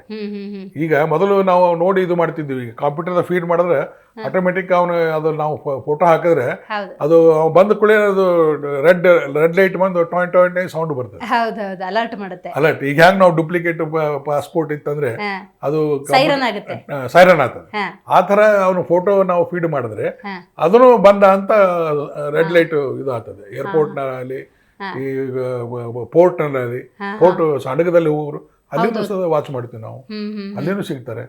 ಸೊ ಈ ಹಿಡಿದೇನು ಪ್ರಶ್ನೆ ಇಲ್ಲ, ಅವನು ಎಲ್ಲೇ ಹೋದ್ರೂ ನಾವು ಬಿಡೋದಲ್ಲ. ಸ್ವಲ್ಪ ಡಿಲೇ ಆಗ್ಬೋದು ಹೊರತಾಗಿ ಅವ್ನು ಸಿಗ್ತಾನೆ. ಡಿಲೇ ಅಂದಾಗ ಇನ್ನೊಂದು ಬರುತ್ತೆ ಸರ್, ಯೂಶಲಿ ಕೇಸ್ಗಳು ಅಂದಾಗ ಒಂದ್ಸತಿ ಅದು ಕೋರ್ಟಿಗೆ ತಲುಪ್ತು ಅಂದಾಗ ಕನ್ವಿಕ್ಷನ್ ವಿಷಯದಲ್ಲಿ, ವಾದ ಪ್ರತಿವಾದದ ವಿಷಯದಲ್ಲಿ ತುಂಬಾ ಡಿಲೇ ಅನ್ನೋದ್ರ ಬಗ್ಗೆ ಜನರಿಗೆ ಬೇಸರ ಇದೆ ಸರ್, ಇದ್ರ ಬಗ್ಗೆ ಹೇಳಿ ಅಂತ. ನಿಜ ಮೇಡಮ್, ನಮ್ಮ ವ್ಯವಸ್ಥೆ ಏನಾಗಿದೆ, ಇದು ಫೆಡರಲ್ ಸಿಸ್ಟಮ್ ನಮ್ದು. ನಮ್ಮ ಕಾನ್ಸ್ಟಿಟ್ಯೂಷನ್ ಪ್ರಕಾರ 5 ಕೋರ್ಟ್ಗಳು ನಮ್ಮಲ್ಲಿ ಇರ್ತವೆ. Lower court, JMFC, session court, high court, supreme court. ಇಷ್ಟೆಲ್ಲ ಕೋರ್ಟ್ಗಳು ದಾಟಿ ಬರಬೇಕಾದ್ರೆ ಅವನು 10-11 ವರ್ಷ ಆಗ್ತದೆ. ಅದ್ರದ್ದು ಈಗ ನೋಡಿ, ನಾವು ಒಂದು ಎಕ್ಸಾಂಪಲ್ ಹೇಳ್ತೇನೆ. ಹಿಂದೆ ಬಾಂಬೆ ತಾಜ್ ಹೋಟೆಲ್ ಅಟ್ಯಾಕ್ ಆದಾಗ, ಟೆರರಿಸ್ಟ್ ಅಟ್ಯಾಕ್ ಆದಾಗ ಅವ ಕಸಾಬ್ ಸಿಕ್ಕ. ಕಸಾಬನ್ನ 11 ವರ್ಷ ಜೈಲ್ನಾಗ ಇಟ್ವಿ. ಅವನಿಗೆ 500 ಕೋಟಿ ಖರ್ಚು ಮಾಡಿದ್ವಿ. ಯಾರು ದುಡ್ಡದು? ಜನಸಾಮಾನ್ಯ. ಎಷ್ಟು ನಾವು ವೇಸ್ಟ್ ಮಾಡೋದು? ಅವ್ನಿಗೆ ಎಲ್ಲರಿಗೂ ಗೊತ್ತಿರ್ತದೆ, ಬರೇ ನಮಗೆ ಪೊಲೀಸರಿಗೆ ಅಷ್ಟೇ ಅಲ್ಲ, ಜನಸಾಮಾನ್ಯರಿಗೆ ಸದಾ ಗೊತ್ತಿರ್ತದೆ ಅವ್ನ್ ಗಲ್ ಶಿಕ್ಷೆ ಆಗ್ತದಂತ. ಅವ್ನ್ ಗಲ್ ಶಿಕ್ಷೆ ಆಗೋವನಿಗೆ ಇಷ್ಟೊಂದು ಖರ್ಚು ಯಾಕೆ ಮಾಡ್ಬೇಕು? ಇಷ್ಟು ವರ್ಷ ಕಾಯ್ಬೇಕಾಕೆ? ಅವ್ನಿಗೆ ಜೀವಂತ ಇಡ್ಬೇಕಾಕೆ ಇಷ್ಟು ವರ್ಷ ತಾನೆ? ಅದಕ್ಕೆ ನಮ್ಮ ಸಿಸ್ಟಮ್ ಚೇಂಜ್ ಆಗಬೇಕು. ಬೇರೆ ಪರದೇಶದಲ್ಲಿ ಏನಿದೆ 2 ಕೋರ್ಟ್ ಇದಾವೆ, ಒಂದು ಹೈಕೋರ್ಟ್, ಸುಪ್ರೀಂ ಕೋರ್ಟ್. ಇಲ್ಲಿ ಡಿಲೇ ಆಗೋದಕ್ಕೆ ಕಾರಣಗಳೇನು ಸರ್? ಕೋರ್ಟ್ ಅದೇ 5 ಕೋರ್ಟ್ಗಳು ದಾಟಿ ಬರಬೇಕು, ಅಥವಾ ಕೇಸ್ಗಳ ಸಂಖ್ಯೆ ಕೂಡ. ಆಮೇಲೆ ಲಾಸ್ಟಿಗೆ ಮತ್ತೆ ಇದಕ್ಕೆ ಅರ್ಜಿ ಹಾಕ್ತಾನ ಪ್ರೆಸಿಡೆಂಟ್ ಆಫ್ ಇಂಡಿಯಾಕ್ಕೆ. ನನಗೆ ಫೈನಲ್ ಎಲ್ಲ ಕೋರ್ಟ್ ಎಲ್ಲ ಪ್ರೊಸೀಜರ್ ಮುಗಿದ್ಮೇಲೆ ನನಗೆ ಕ್ಷಮಾದಾನ ಮಾಡ್ರಿ ಅಂತ. ಅದೊಂದು ಒಂದು ವರ್ಷ ಹೋಗ್ತದೆ. ಹೀಗೆ ಅನೇಕ ಪ್ರೊಸೀಜರ್ಗಳಿದಾವೆ, ಇವೆಲ್ಲ ತೆಗೆದು ಬಿಡಬೇಕು. ಇವು ಬೇರೆ ಕೇಸ್ನ ಮಾಡ್ಲಿ, ಸಾಮಾನ್ಯ ಕೇಸ್ಗಳಲ್ಲಿ ಮಾಡಲಿ, ನಮ್ಮ ತಕರಾರಿಲ್ಲ. ಆದರೆ ಈ ರೇಪ್ ಕೇಸ್ನಲ್ಲಿ, ಯಾರು ಮಕ್ಕಳು ರೇಪ್ ಮಾಡ್ತಾರಲ್ಲ ಅದ್ರ ಕೇಸ್ನಲ್ಲಿ, ಆಸಿಡ್ ಹಾಕ್ತಾರಲ್ಲ ಸ್ವಾಮಿ, ಅವ್ರನ್ನ ಬಿಡಬಾರ್ದು. ಅವ್ರ ಕೇಸ್ನಲ್ಲಿ ಇವೆಲ್ಲ ತಕ್ಷಣ ಉಗ್ರ ಶಿಕ್ಷೆ ಆಗುವಂಥದ್ದು, ಡೆತ್ ಸೆಂಟೆನ್ಸ್ ಆಗ್ಬೇಕು ಅವ್ರಿಗೆ. ಈಗ ನೋಡಿ ಮೇಡಮ್, ಒಂದು ನಾವು ಅದನ್ನ ಅಷ್ಟೊಂದು ಸೀರಿಯಸ್ ತಗೊಂಡಿಲ್ಲ ಆಸಿಡ್ ಹಾಕೋ ಕೇಸ್ಗಳು. ಆ ಹುಡುಗಿ ಜೀವನ ಏನು ಲೈಫ್ ಲಾಂಗ್ ಕೊರಗಬೇಕಲ್ಲ. ಯಾರು ಆಕಿನ ನೋಡಿದ್ರೆ ಸದಾ ಯಾಕೆ ಬಂದಳಪ್ಪ ಇವಳು ಅನ್ನುವಂತ ಸಮಾಜದ ಮನಸ್ಥಿತಿಯಲ್ಲಿ ಅವಳನ್ನ ಆ ದೃಷ್ಟಿಯಿಂದ ನೋಡ್ತಾರೆ, ಹೆಣ್ಮಗಳನ್ನ. ಸೊ ಅಂತ ಕೇಸ್ಗಳಲ್ಲಿ ನಮ್ಮ ಕಾನೂನು ಉಗ್ರ ಶಿಕ್ಷೆ ಆಗ್ಬೇಕು ಅವ್ರಿಗೆ ಇಡಲೇಬಾರ್ದು. ಅವಳು ದಿನಾ ಚಿತ್ರಹಿಂಸೆ ಅನುಭವಿಸ್ತಾಳ ಅವಳು. ಈ ನಂಗೆ ಮಾಡ್ದವ ಮಗ 6 ತಿಂಗಳ 1 ವರ್ಷ ಜೈಲಿಗೆ ಬಿದ್ದು ಆರಾಮ್ ಬರ್ತಾನೆ. ಸರ್ ಒಳ್ಳೆ ಪಾಯಿಂಟ್. ಈಗ ಜನಕ್ಕೆ ಹೆಂಗಾಗ್ಬಿಟ್ಟಿದೆ ಅಂದ್ರೆ, ಯಾವುದೇ ಕ್ರಿಮಿನಲ್ ಚಟುವಟಿಕೆಗಳಲ್ಲಿ ಭಾಗಿಯಾದ್ರು ಬೇಲ್ ತಗೊಂಡು ವಾಪಸ್ ಬರ್ಬೋದು. ಅದಕ್ಕೆ ನಾನು ಹೇಳೋದು, ನಮ್ಮಲ್ಲಿ ಕಾನೂನು ಮಾಡಿದ್ದೇನಿದೆ, ಅವನ ಮನ ಪರಿವರ್ತನೆ ಆಗೋ ದೃಷ್ಟಿಯಿಂದ ಕಾನೂನು ಮಾಡಿದ್ದಾರೆ. ಆದ್ರೆ ಅದ್ರ ದುರುಪಯೋಗ ನಡೆದಿದೆ ಇದು ಈ ಕತೆ. ಅದೇ ನೀವು ಗಲ್ಫ್ಸ್ ಕಂಟ್ರಿಗೆ ಹೋರಿ, ಕಳುವು ಮಾಡಿದ್ರೆ ಕೈ ಕಟ್ ಮಾಡ್ತಾರೆ. ಆ ಹೆಣ್ಣಿಗೆ ಹೆಂಡತಿಗೆ ಇದು ಹೆಣ್ಮಕ್ಳಿಗೆ ತೊಂದರೆ ಕೊಟ್ರೆ, ರೇಪ್ ಮಾಡಿದ್ರೆ ಸಾರ್ವಜನಿಕವಾಗಿ ಹೊಡೆದು ಕಲ್ಲು ಹೋಗದು ಕೊಲ್ತಾರೆ, ಅಥವಾ ಸಾರ್ವಜನಿಕವಾಗಿ ಗಲ್ಲು ಏರಿಸ್ತಾರೆ. ಹ್ಯಾಂಗ್ ಮಾಡ್ತಾರೆ ಅವರಿಗೆ. ಅಂತ ಕಠಿಣ ಶಿಕ್ಷೆ ಕೆಲವೊಂದು ಶಿಕ್ಷೆ ನಮ್ಮಲ್ಲಿ ಬೇಕು. ಎಲ್ಲ ಪರಿವರ್ತನೆ ಆಗೋದಿಲ್ಲ. ಎಲ್ಲಿ ಪರಿವರ್ತನೆ? ಜೈಲುನು ಲಕ್ಸುರಿಯಸ್ ನೋಡ್ತಾ ಇದೀರಿ ನೀವು, ಅವು ಸ್ಟಾರ್ ಹೋಟ್ಲೆಗೆ ಆಗ್ಬಿಟ್ಟವೆ. ಮತ್ತೆ ಈ ತರ ಆದಾಗ ಎಲ್ಲಿ ಪರಿವರ್ತನೆ ಆಗ್ತದೆ? ದುರುಪಯೋಗನೇ ಜಾಸ್ತಿ ಆಗಿದೆ ನಮ್ಮಲ್ಲಿ. ಅದು ಕಠಿಣ ಶಿಕ್ಷೆ ಕೆಲವೊಂದು ಅಪರಾಧಗಳಲ್ಲಿ ಬೇಕೇ ಬೇಕು. ಮತ್ತು ತಕ್ಷಣ ಜಡ್ಜ್ಮೆಂಟ್ ಆಗ್ಬೇಕು. 3 ತಿಂಗಳಲ್ಲೇ ಕೇಸ್ ಮುಗಿಬೇಕು. 1 ತಿಂಗಳಲ್ಲಿ ತನಿಖೆ ಮುಗಿಬೇಕು, 3 ತಿಂಗಳದ ಶಿಕ್ಷೆ ಆಗ್ಬೇಕು. ಅಂದ್ರೇ ಇವಕ್ಕೆ ಬಿಸಿ ತಟ್ಟೋದು.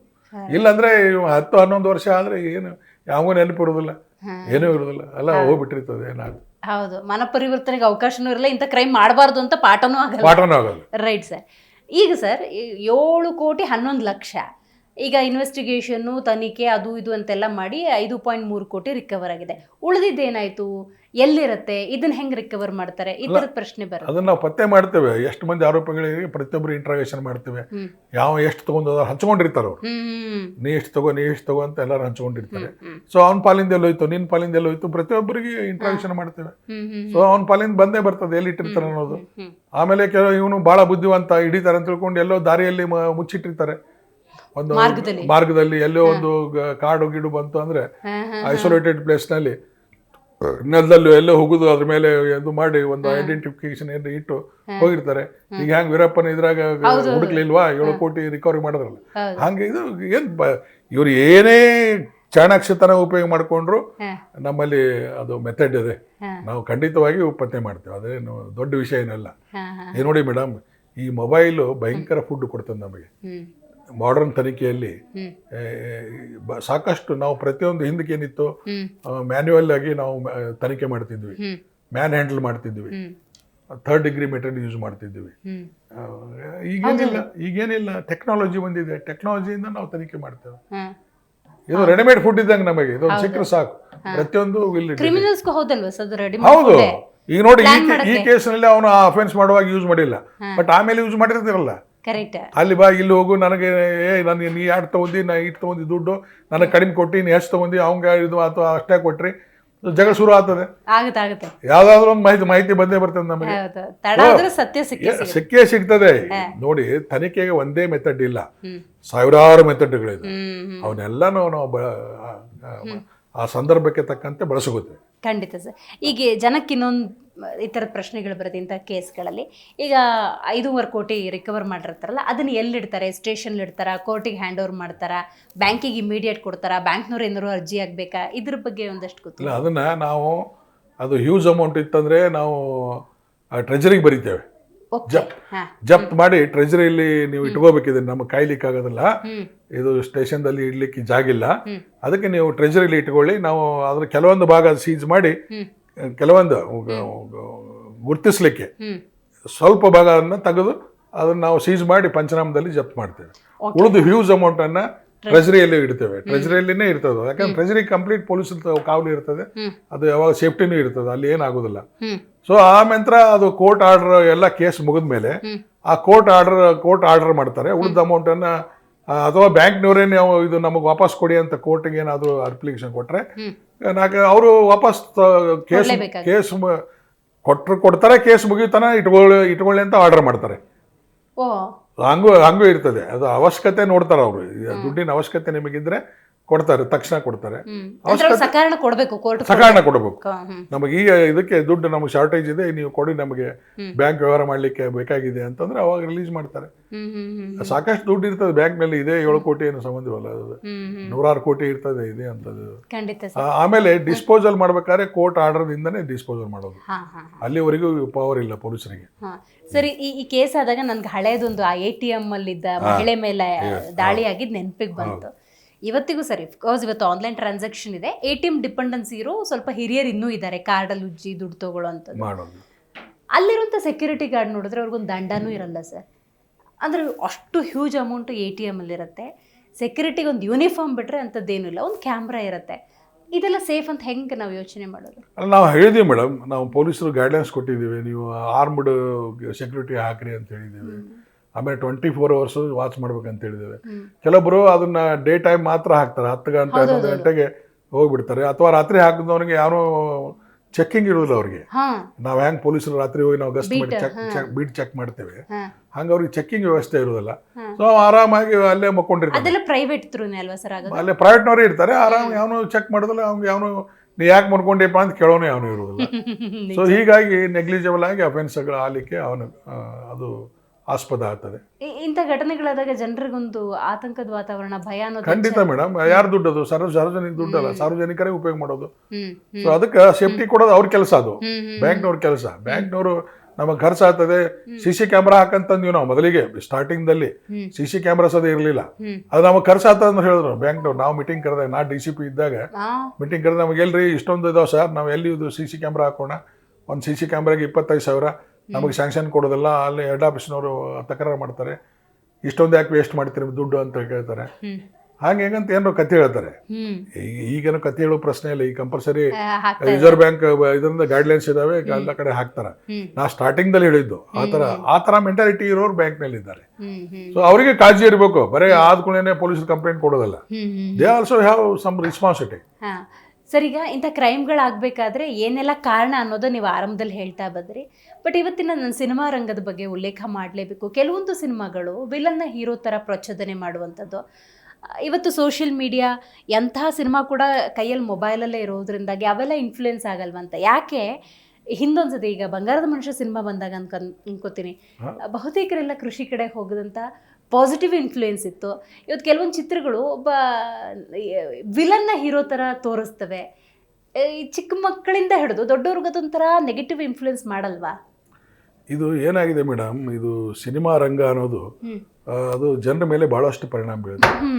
ಅವ್ರ ಫಾಲೋವರ್ಸ್ ಭಾಳ, ಸೆಲಿಬ್ರಿಟಿಗಳಿಗೆ ಫಾಲೋವರ್ಸ್ ಜಾಸ್ತಿ ಇರ್ತಾರೆ. ಹೌದು. ಈಗ ನೋಡಿ, ದರ್ಶನ್ ಕೇಸಲ್ಲಿ ಒಂದೇ ಉದಾಹರಣೆ ತಗೊಳ್ಳಿ, ಎಷ್ಟು ಮಂದಿ ಅವರು ಕೋರ್ಟಿಗೆ ಬರ್ತಾನಂದ್ರೆ ಸಾವಿರಾರು ಜನ ಸೇರಿಬಿಡ್ತಾರೆ.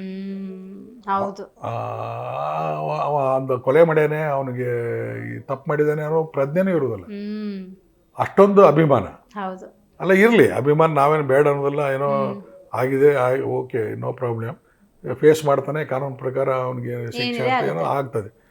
ಬಟ್ ಈ ಥರ ಸೆಲಿಬ್ರಿಟಿಗಳು ಇವರು ಸ್ವಲ್ಪ ಅಟ್ಲೀಸ್ಟ್ ಸಮಾಜಕ್ಕೆ ಘಾತಕ ಆಗುವಂಥ ವಸ್ತುವನ್ನು ಆಯ್ಕೆ ಮಾಡ್ಕೋಬಾರ್ದು. ಒಂಚೂರಾದ್ರೂ ಮಾರಲೈಟೇ ಇರಬೇಕು, ಒಂದು ಸ್ವಲ್ಪ ಆದ್ರೂ ಒಂದು ಸಂದೇಶ ಇರಬೇಕು ಸಮಾಜ. ನಾವೇನು ಅದರಲ್ಲಿಂದನೇ ಸಿನಿಮಾದಿಂದನೇ ಸಮಾಜ ಉದ್ಧಾರ ಆಗ್ತದ ಅಂತ ನಾನು ಹೇಳೋದಿಲ್ಲ, ಸಮಾಜ ಪೂರಾ ಸಿನಿಮಾದಿಂದ ಕೆಡ್ತದ ಅಂತ ಅದು ಹೇಳೋದಿಲ್ಲ. ಬಟ್ ಆದ್ರೂ ಪರಿಣಾಮ ಬೀರ್ತದೆ. ನೋಡಿ, ಕೆಲವೊಂದು ಸಿನಿಮಾದಲ್ಲಿ ರಕ್ತಚಂದನ, ಶ್ರೀಗಂಧ ಕದಿಯೋದೇ, ಇನ್ನೊಂದ್ ಕಡೆ ಎಂತದ್ದು ಸರ್ಕಾರನ ಎದುರು ಹಾಕೊಳ್ಳೋದೇ, ಅವನೇ ಹೀರೋ. ಬಾಂಬ್ ಹಾಕೋದು, ಮಚ್ಚ ಹಿಡಿಯೋದು, ಅಡ್ಡಾಡೋದು, ರೌಡಿಸಮ್ ಮೊದಲು ಮಾಡೋದು. ಅವನೋ ಫಾಲ್ತು ಇರ್ತಾನ ಮಗ. ಒಮ್ಮೆಲೆ ಹಿಂದೆ ಬೆಂಚ್ ಕಾರ್ ಬರ್ತದೆ, ಹಿಂದೊಂದು 4 ಜೀಪು, ಮುಂದೊಂದು 4 ಜೀಪು, ಒಳ್ಳೆ VIP ಗಿಂತ ಸೆಕ್ಯೂರಿಟಿ ಅವನಿಗೆ ಇರ್ತದೆ. ದಿಢೀರಂತ 4 ವರ್ಷದಲ್ಲೇನೆ ಆಸ್ತಿ ಮಾಡ್ತಾನೆ. 5ನೇ ವರ್ಷಕ್ಕೆ ಅವನವ್ರ ಮತ್ತೊಬ್ಬ ಗೌಂಡ ರೌಡಿ ಹುಟ್ಟಿ ಅವನಿಗೆ ಕೊಲ್ತಾನೆ. ಈ ಪೊಲೀಸ್ನಂತ ಪೊಲೀಸ್ ಸಮವಸ್ತ್ರ ಬಿಚ್ಚಿಸೋದು ಹೀರೋಯಿಸಮ್ ಇಲ್ಲ ಈ ತರ. ಮತ್ತೆ ಇದು ಇವನ್ ವೆಬ್ ಸಿರೀಸ್ ಬಂದಾವ ಈಗ. ಹೌದೌದು, ವೆಬ್ ಸಿರೀಸ್ ಅಂತೂ ಅದನ್ನ ನೋಡಿ ಕಳ್ತನ ಮಾಡ್ಲಿಕ್ಕೆ ಕಲಿತಾರೆ ಈಗ. ವೆಬ್ ಸಿರೀಸ್ ಮಾಡೋಕ್ಕೂ ನಮ್ಮ ರಿಟೈರ್ಡ್ ಪೊಲೀಸ್ ಆಫೀಸರ್ಸ್ ಅದಕ್ಕೆ ಗೈಡ್ ಮಾಡ್ತಾರೆ. ಆಫೀಸ್ ಅವರು ನ್ಯಾಚುರಲ್ ಆಗಿ ಬರಲಿ ಅಂತ ಅವ್ರ ಸಲಹೆ ತಗೊಂಡು ಮಾಡ್ತಾರೆ. ಬಟ್ ಅದರ ದುರುಪಯೋಗ ಭಯಂಕರ ಆಗ್ತದೆ. ಅದೇ ಟೈಪ್ ಇದನ್ನು ವೆಬ್ ಸಿರೀಸ್ ನೋಡಿ ಏನಂತ ಅವ್ನು ಹೇಳ್ತಾನೆ, ಹೇಳಿ ಮಾಡಿದೀವಿ ಅಂತ ಹೇಳ್ತಾನೆ. ಅವ್ನಿಗೆ ಅನುಭವನೂ ಇದೆ ಪೊಲೀಸನಿಗೆ. ಸೊ ಹೀಗೆ ಸಿನಿಮಾಗಳು ಸಹ ಬಹಳಷ್ಟು ಪರಿಣಾಮ ಬೀರ್ತವೆ. ಆಮೇಲೆ ಹಿಂದೆ ನೋಡಿ ಮೇಡಮ್, ಎಂತ ಒಳ್ಳೊಳ್ಳೆ ಸಾಂಗ್ಗಳಿದ್ದು. ನಾನು ಸೀರಿಯಸ್ ಆಗಿ ಹೇಳ್ತೀನಿ ಇದನ್ನ, ಹಳೆಯ ಸಾಂಗ್ ಬಂದ್ರೆ ನಾವು ಇನ್ನೂ ಎಲ್ಲ ಮರ್ತು ಬಿಡ್ತೇವೆ. ಆ ಥರ ಹಾಡುಗಳು ಈಗ ಎಂತ ಹಾಡು ಬಂದಿದ್ದಾವೆ. ಅಪ್ಪ ಲೂಜ, ಅವ್ವ ಲೂಜ, ಅಮ್ಮ ಲೂಜ, ಏನೋ ಇವರು ಬರ್ದವನಿಗೆ ಬುಟ್ಲು ಹೊಡಿಬೇಕು, ಹಾಡದವನಿಗೆ ಹೊಡಿಬೇಕು. ಅಲ್ಲಿ ಈ ಥರ ಬೇಕೇನ್ರಿ ಸಮಾಜಕ್ಕೆ? ತಂದೆ ತಾಯಿ ಬಗ್ಗೆ ಇಷ್ಟೊಂದು ಚೀಪಾಗಿ ಕಾಣೋದು, ಚೀಪಾಗಿ ಮಾತಾಡೋದು, ಇದು ನಮ್ಮ ಸಂಸ್ಕಾರನ, ಸಂಸ್ಕೃತಿನ?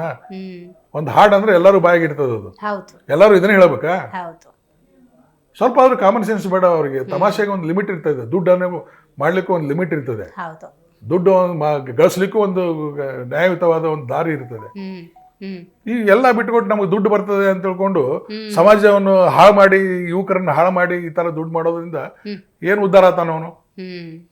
ಏನು ಅವ್ನಿಗೆ ನೆಮ್ಮದಿ ಸಿಗ್ತದ ಅವನಿಗೆ? ಆದ್ರೂ ಖಂಡಿತ ಸ್ವಲ್ಪ ಅವ್ರಿಗಾದ್ರೂ ಸ್ವಲ್ಪ ಸಂಸ್ಕಾರ, ಮಾನವೀಯತೆ, ಸಮಾಜದ ಪ್ರಜ್ಞೆ, ಯುವಕರು ಕೆಡಬಾರ್ದು ಅನ್ನುವಂತ ಸ್ವಲ್ಪ ತಿಳುವಳಿಕೆ ಇರಬೇಕು ಸಿನಿಮಾ ಮಾಡೋರಿಗೆ, ಪ್ರೊಡ್ಯೂಸರ್ಗೆ, ಡೈರೆಕ್ಟರ್ಗೆ ಒಂಚೂರಾದ್ರೂ ಇರ್ಬೇಕು. ಒಂದು ಸಿನಿಮಾದಿಂದ ಒಂದು ಸಂದೇಶ ಹೋಗ್ಬೇಕು. ಆ ತರ ಸಿನಿಮಾ ಮಾಡ್ಲಿ. ನಾವೇನು ಇದನ್ನ ಪೂರಾ ಇದು ಮಾಡೋದು ಬೇಡ.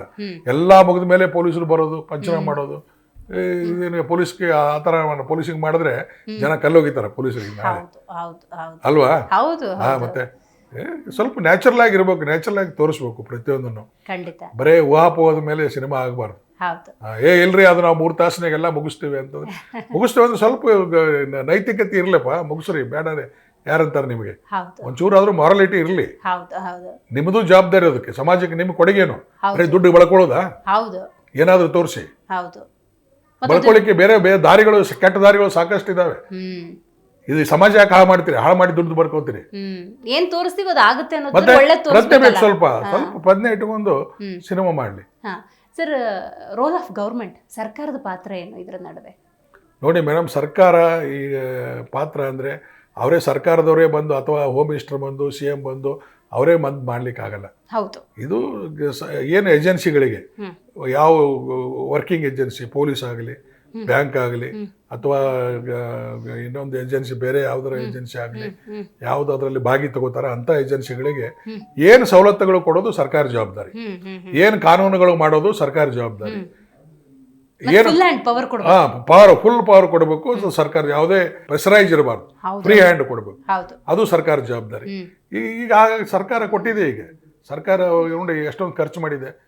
ಈಗ ಒಂದು ಸುಮಾರು 600-700 ಕೋಟಿ ಖರ್ಚು ಮಾಡಿ ಕ್ಯಾಮ್ರಾಗಳನ್ನ ಹಾಕಿದ್ದಾರೆ. 7,000 ಕ್ಯಾಮ್ರಾ ಅಂದ್ರೆ ತಮಾಷೆ ಅಲ್ಲ ಸಿಟಿಯಲ್ಲಿ. ಇನ್ನೂ 7,000 ಕ್ಯಾಮ್ರಾ ಬೇಕು ನಮಗೆ. ಯಾಕಂದ್ರೆ 15,000 ಕಿಲೋಮೀಟರ್ ರೋಡ್ ರಸ್ತೆ ಇದೆ ನಮ್ಮಲ್ಲಿ. ಸಿಟಿ, ಬೆಂಗಳೂರು ಸಿಟಿಯಲ್ಲಿ 15,000 ಕಿಲೋಮೀಟರ್ ರಸ್ತೆ ಇದೆ. ನಾವು ತಗ್ಗು ಪನ್ನು ಹಾಕ್ತಿವಲ್ಲ ದಿನ, ನೀವು ಹೇಳ್ತಿರಲ್ಲ, ನಾವು ಹೇಳೋದೊಟ್ಟು ಸುಲಭ ಅಲ್ಲ. 15,000 ಕಿಲೋಮೀಟರ್ ಒಂದ್ ತಿಂಗಳದಾಗ ಮಾಡ್ಲಿಕ್ಕೆ ಸಾಧ್ಯ ಇದೆನಾ? ಸ್ವಲ್ಪ ನಾವು ಅರ್ಥ ಮಾಡ್ಕೋಬೇಕು, ನಾವು ಅದನ್ನ ತಿಳ್ಕೊಂಡ್ ಮಾತಾಡ್ಬೇಕು. ಕಳೆದ ವರ್ಷ ಸರ್ ಕೊಟ್ಟಿದ್ದು. ಆಮೇಲೆ 15,000 ಕಿಲೋಮೀಟರ್ದಲ್ಲಿ ಸುಮಾರು 12,000 ಇದು ಇದಾವೆ, ಸರ್ಕಲ್ಗಳಿದಾವೆ. 12,000 ಸರ್ಕಲ್ಗಳಿದಾವೆ. ಅದರಲ್ಲಿ ನಾವು ಇಂಪಾರ್ಟೆಂಟ್ ಹುಡುಕಿ ನಾವು ಈಗ ಕ್ಯಾಮ್ರಾಗಳನ್ನು ಫಿಕ್ಸ್ ಮಾಡಿದ್ದೇವೆ. 7,000 ಕ್ಯಾಮ್ರಾ, ಇನ್ನೂ 5,000 ಕ್ಯಾಮ್ರಾ ಫಿಕ್ಸ್ ಮಾಡಬೇಕು. ಆಯ್ತು. ಬೆಂಗಳೂರು ನಗರದ ಬಗ್ಗೆ ಹೇಳಿದ್ರಿ. ATMಗಳು, ಬ್ಯಾಂಕುಗಳು ಗ್ರಾಮೀಣ ಭಾಗದಲ್ಲೂ ಇದೆ, ಜಿಲ್ಲಾವಾರು ಇದೆ. ಇಲ್ಲ, ಅಲ್ಲಿನೂ ಕಳ್ಳರು ಇದ್ದಾರೆ. ಅಲ್ಲಿನೂ ಕ್ಯಾಮ್ರಾ ಸಿಸ್ಟಮ್ ಮಾಡಿದ್ದಾರೆ. ಪ್ರತಿಯೊಂದು ಹಳ್ಳಿಗಳಲ್ಲೂ ಬ್ಯಾಂಕಿಂಗ್ ಕ್ಯಾಮ್ರಾ ಸಿಸ್ಟಮ್ ಇದೆ. ಇವನ್ ಪ್ರೈವೇಟ್ನವರು ಕ್ಯಾಮ್ರಾ ಹಾಕೊಂಡಿದ್ದಾರೆ. ಯಾರು ಹೋಗ್ತಾರ ಬರ್ತಾರ ಅನ್ನೋದು, ತಮ್ಮ ಮನೆಗೆ ಯಾರು ಹೋಗ್ತಾರ ಬರ್ತಾರ ಅನ್ನೋದ್ ಬಗ್ಗೆ ಅವರು ಅವೇರ್ನೆಸ್ ಬಂದಿದೆ ಈಗ ಜನರಲ್ಲಿ. ಈಗೇನು 10,000 ಕೊಟ್ರೆ ಕ್ಯಾಮ್ರಾ ಸಿಗ್ತವೆ, ಎಲ್ಲಾರು ಹಾಕೋತಾರ ತಮ್ಮ ಮನೆ ಪೂರ್ತಿ. ಅದನ್ನು ಯುಟಿಲೈಸ್ ಆಗ್ತದೆ. ಸಮ್ಟೈಮ್ಸ್ ನಮಗೂ ಉಪಯೋಗ ಬರ್ತದೆ. ಅಲ್ಲಿ ಏನು ಅಫೆನ್ಸ್ ಅದು ಆದಾಗ ಅಲ್ಲೇ ಸಿಗ್ತಾನೆ. ಯಾಕಂದ್ರೆ ಇಲ್ಲಿ ಬೆಂಗಳೂರು ಸಿಟಿಯಲ್ಲಿ ಹೆಜ್ಜೆಗೂ ನಾವು ನಮ್ಮ ಕ್ಯಾಮ್ರಾಗಳಿದ್ದು. ಈಗ ನೀವು ಹೇಳ್ದಂಗೆ ಬೇರೆ ತಾಲೂಕಾ ಪ್ಲೇಸ್ನಲ್ಲಿ ಅದು ಕಷ್ಟ. ಅಲ್ಲಿ ಕ್ಯಾಮ್ರಾಗಳು ಬಹಳ ಕಡಿಮೆ ಇರ್ತವೆ. ಸೊ ಪ್ರೈವೇಟ್ ಅನ್ನ ನಾವು ಬಳಸ್ಕೋತೇವೆ. ಪ್ರೈವೇಟ್ ನೋಡದೆ ನಾವು ಫುಟೇಜ್ ನೋಡ್ತೇವೆ. ಸಪೋರ್ಟ್ ಸಿಗ್ತದೆ, ಖಂಡಿತ ಸಿಗ್ತದೆ. ಅವ್ರು ಸ್ವಲ್ಪ ಒಳ್ಳೆ ಕ್ಯಾಮ್ರಾ ಹಾಕ್ಬೇಕು. ಹಾಕ್ತಾರೆ, ಸ್ವಲ್ಪ ವಿಸಿಬಲ್ ಆಗುವಂತದ್ದು ರಿಕಾರ್ಡಿಂಗ್, ಸ್ವಲ್ಪ ಅಟ್ಲೀಸ್ಟ್ ಒಂದು 3 ತಿಂಗಳು ರಿಕಾರ್ಡಿಂಗ್ ಇರುವಂತದ್ದು ಕ್ಯಾಮ್ರಾ ಹಾಕ್ಬೇಕು. ಸಿಗ್ತವೆ. 500 ರೂಪಾಯಿ ಕೊಟ್ಟರೆ ಕ್ಯಾಮ್ರಾ ಸಿಗ್ತವೆ, 50,000 ಕೊಟ್ಟರು ಸಿಗ್ತವೆ. ಸ್ವಲ್ಪ ಅಷ್ಟು ಕಾಸ್ಟ್ಲಿನೂ ಬೇಡ, ಅಷ್ಟು ಲೋನು ಬೇಡ, ಮೀಡಿಯಂ ಇದು ಹಾಕಿದ್ರೆ ಎಲ್ಲರಿಗೂ ಅನುಕೂಲ ಆಗ್ತದೆ. ಅವ್ರಿಗೂ ಒಳ್ಳೇದೇನೆ ಅದು. ಸರ್, ಈಗ ಪ್ರಕರಣ ಆದ 55 ಗಂಟೆಗಳಲ್ಲಿ ಆ ಕ್ರಿಮಿನಲ್ಸ್ನ ಹಿಡಿದಿರೋದು ಯಾವ ಥರ ಇಂಪ್ಯಾಕ್ಟ್ ಮಾಡ್ಬೋದು ಅಂತ ಹೇಳ್ತೀರಿ? ಕಡೆದಾಗಿ ಪ್ರಶ್ನೆ, ಯಾಕಂತ ಹೇಳಿದ್ರೆ ಎಂಥ ಕೃತ್ಯಗಳಾದ್ರೂ ಕೂಡ ಪೊಲೀಸ್ನವರು ಎಚ್ಚರದಿಂದಿರ್ತಾರೆ, ಆ ಪ್ರಕರಣ ಭೇದಿಸ್ತಾರೆ ಅನ್ನೋ ಸಂದೇಶ ಹೋಯ್ತಲ್ವಾ? ಖಂಡಿತನೂ ಬಿಡೋದಿಲ್ಲ. ಪೊಲೀಸರು ಏನ್ ಮಾಡಿದ್ರು ಏನೇ ಐಡಿಯಾ ಪ್ರಯೋಗ ಮಾಡಿದ್ರು ಪೊಲೀಸರು ಖಂಡಿತವಾಗಿ ನಾವು ಸಿಗ್ತೇವೆ, ಹಿಡಿತೇವೆ ಅಂತ ಅನ್ನೋದು ಮೆಸೇಜ್ ಅಂತೂ ಎಲ್ಲರಿಗೂ ಹೋಗಿದೆ, ಮುಂದೆ ಹೋಗ್ತದೆ. ಇದು ಹಿಡಿತಾರ ಅಂತನೋ ಭಾವನೆ ಎಲ್ಲರಿಲ್ಲಿ ಬಂದ್ರು ಯಾವ ಅಫೆನ್ಸ್ ನಿಂತಿಲ್ಲ, ಮುಂದೂ ಆಗ್ತಾನೆ ಇರೋದು. ಈಗ ನೋಡಿ, ಮರ್ಡರ್ ಆದವನಿಗೆ ಗಲ್ ಶಿಕ್ಷೆ ಅಂತ ಐತಿ ಕಾನೂನು. ಯಾರು ಮರ್ಡರ್ ಮಾಡೋದು ಬಿಟ್ಟಾರ ಆಗ್ತಾನೆ ಇದಾವೆ. ಸೊ ಹಾಗೆ ಎಲ್ಲಿವರೆಗೂ. ಬಟ್ ಇದೊಂದೇನು, ನಮ್ಮಲ್ಲಿ ಸ್ವಲ್ಪ ಸಮಾಜದಲ್ಲಿನೇ ನಾವು ಅದು ನಾವು ಶಾಲೆ ಕಲಿಯುವಂಥ ಪಾಠದಲ್ಲಿ ಮಿಸ್ಟೇಕೋ, ಶಿಕ್ಷಕರ ಮಿಸ್ಟೇಕೋ, ಅಥವಾ ವಿದ್ಯಾರ್ಥಿಗಳ ಇಷ್ಟಕ್ಕೂ ಗೊತ್ತಾಗ್ತಾ ಇಲ್ಲ.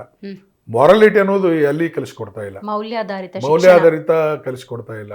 ಬರೇ ಸಾಲಿ ಕಲಿ, ನೌಕರಿ ಹಿಡಿ, ದುಡ್ಡು ಮಾಡು, ಯಾವ ಮಾರ್ಗದಿಂದಾರ ಮಾಡು, ದುಡ್ಡು ಅನ್ಯಾಯ ಮಾಡು, ಯಾರು ಮಾಡು, ಒಟ್ಟು ಗಳಿಸಿ ದೊಡ್ಡ ಶ್ರೀಮಂತ ಆಗು ಅನ್ನೋ ಭಾವನೆ ನಮ್ಮ ತಂದೆ ತಾಯಿಗಳಲ್ಲಿ ನಾವು ಮಕ್ಕಳಲ್ಲಿ ಬೆಳೆಸ್ತಾರೆ.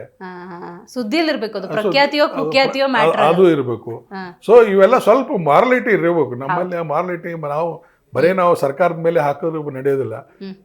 ನಮ್ಮ ಮಕ್ಕಳು ನಮ್ಮ ಸಂಸ್ಕಾರಕ್ಕೆ ಒಳ್ಳೆ ಮಕ್ಕಳಾಗಿ ಸಮಾಜಕ್ಕೆ ಅವ್ರ ಉಪಯೋಗ ಆಗಲಿ, ದೇಶಕ್ಕೆ ಏನಾದರೂ ಅಲ್ಲಿಂದ ಕೊಡುಗೆ ಆಗಲಿ ಅನ್ನುವಂಥ ಭಾವನೆಯಿಂದ ನಾವು ಬೆಳೆಸ್ಬೇಕು ಮಕ್ಕಳನ್ನ.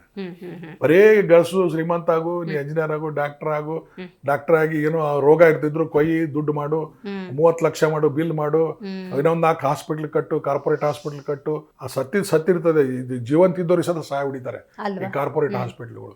ಆ ಪರಿಸ್ಥಿತಿ ನಿರ್ಮಾಣ ಆಗಿದೆ. ಅವರಾದರೂ ಡಾಕ್ಟರ್ ಆಗಿ ಅಲ್ಲಿ ಲಕ್ಷಗಟ್ಟಲೆ ಕೋಟಿಗಟ್ಟಲೆ ಖರ್ಚು ಮಾಡಿ ಆಗಿರ್ತಾರೆ. ಅದ್ರ ಅರ್ಥ ಸಮಾಜವನ್ನ ಕೊಯ್ದು, ಸಮಾಜ ಜನರಿಗೆ ಅಮಾಯಕರನ್ನ ಕೊಯ್ದು ದುಡ್ಡು ಮಾಡೋ ಅಂತಲ್ಲ. ಅವ್ರಿಗೂ ನೋಡಿ ವೈದ್ಯ ನಾರಾಯಣ ಹರಿ ಅಂತೀವಿ, ಅವರು ಅದನ್ನು ಪಾಲನೆ ಮಾಡಬೇಕು. ಅದೇ ರೀತಿ ಎಲ್ಲರೂ ಪಾಲನೆ ಮಾಡಬೇಕು. ಪೊಲೀಸರು ಮಾಡಬೇಕು, ಸಾರ್ವಜನಿಕರು ಮಾಡಬೇಕು, ಎಲ್ಲ ಯೂನಿಟ್ಗಳು ಮಾಡಬೇಕು, ಸರ್ಕಾರನೂ ಮಾಡಬೇಕು. ಸೊ ಇಂಥವ್ರಿಗೆ ಬೇಗ ಶಿಕ್ಷೆ ಆಗಬೇಕು. ಶಿಕ್ಷೆ ಹಾಕಿದ್ದು ಜಲ್ದಿ ಜನರು ಸಾಮಾನ್ಯರ ಒಳಗೆ ಅವನಿಗೆ ಜೈಲಿಗೆ ಹೋಗ್ಬೇಕು. ಅವ್ನಿಗೆ ಕಠಿಣವಾದ ಶಿಕ್ಷೆ ಆಗ್ಬೇಕು. ಮರ್ತೋದ್ಮೇಲೆ ಏನು ಪ್ರಯೋಜನ ಇಲ್ಲ. ಮತ್ತೆ ಇದ್ರ ಜೊತೆಗೆ ಪೊಲೀಸರು ಸದಾ ಮುಂದೆ ಇಂಥ ಅನಾಹುತ ಆಗಲಾರ್ದಂಗೆ ನೋಡ್ಕೊಳ್ಳೋದು ಬಹಳ, prevention is better then cure ಅಂತೆ. ಹಾಗೆ ಆಗಲಾರ್ದೆ ಹಾಗೆ ನೋಡ್ಕೊಳ್ಳೋದು ಬಹಳಷ್ಟು 90% ಒಳ್ಳೆಯದು. ಖಂಡಿತ ಖಂಡಿತ ಸರ್. ಆದ್ಮೇಲೆ ಇದ್ದೇ ಇರ್ತದೆ ತನಿಖೆ ಮಾಡೋದು. That is important. ಯಾವುದೇ ಇದೊಂದೇ ಡಕಾಯಿಟಿ ಅಂತಲ್ಲ, ಯಾವುದೇ ಗುನ್ನೆಗಳಾಗಲಿ ಸಮಾಜದಲ್ಲಿ ಪ್ರತಿಯೊಂದು ಆಗಲಿ ಅದನ್ನ ಆಗ್ಲಾರ್ದಂಗೆ ತಡೆಗಟ್ಟೋದು ನಮ್ಮ ಕೆಲಸ. ಅದನ್ನ ನಿಷ್ಠುರತೆಯಿಂದ, ಪ್ರಾಮಾಣಿಕತೆಯಿಂದ, ಅಟ್ಲೀಸ್ಟ್ ನಾವು ಮೇಡಮ್ ಸಂಬಳ ತಗೋತೇವೆ, ಒಂದು 50% ನಿಯತ್ತಾಗಿ ದುಡಿಯೋದು ಕಲಿಬೇಕು. ಯಾರು ಹೇಳೋದು ಬೇಕಾಗಿಲ್ಲ ನಮಗೆ. ನಮ್ಮ ಮನಸ್ಸು, ನಮ್ಮ ಆತ್ಮಸಾಕ್ಷಿಯಿಂದ ಕೆಲಸ ಮಾಡಬೇಕು. Right sir, thank you so much. ಇವತ್ತಿನ ಜಿ ವೈಬ್ಸ್ ಪಾಡ್ಕಾಸ್ಟಲ್ಲಿ ನೀವು ಭಾಗಿಯಾಗಿ 7,11,00,000 ಹಗಲು ದರೋಡೆ ಪ್ರಕರಣಕ್ಕೆ ಅವ್ರು ಮಾಡಿದಂಥ ಪ್ಲ್ಯಾನ್ ಇರ್ಬೋದು, ಅದನ್ನು ಪೊಲೀಸ್ನವ್ರು ಹೇಗೆ ಭೇದಿಸಿದ್ರು ಅಂತ ತಿಳಿಸ್ಕೊಟ್ಟಿದ್ದಕ್ಕಾಗಿ ಧನ್ಯವಾದಗಳು. ಸೊ ನೋಡಿದ್ರೆ ವೀಕ್ಷಕರೇ, ಇವತ್ತಿನ ಜಿ ವೈಬ್ಸ್ ಪಾಡ್ಕಾಸ್ಟ್ನಲ್ಲಿ ನಿವೃತ್ತ ಪೊಲೀಸ್ ಅಧಿಕಾರಿಯಾಗಿದ್ದಂತಹ ಬಸವರಾಜ್ ಮಾಲ್ಗತಿಯವರು ಭಾಗಿಯಾಗಿದ್ದರು.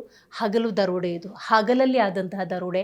7,11,00,000, 5.3 ಕೋಟಿ ಹಣವನ್ನು ಈಗಾಗಲೇ ವಶಕ್ಕೆ ಪಡೆದುಕೊಳ್ಳಲಾಗಿದೆ. ಇನ್ನು ಈ ಪ್ರಕರಣಕ್ಕೆ ಸಂಬಂಧಪಟ್ಟಂತೆ ನಾವು ಕೇಸ್ನ ತನಿಖೆ ಹೇಗಾಯಿತು ಅಂತ ನೋಡೋದಾದರೆ, ಪ್ರಕರಣ ಆದ 55 ಗಂಟೆಗಳಲ್ಲಿ ಇದನ್ನು ಭೇದಿಸಿರುವಂಥದ್ದು.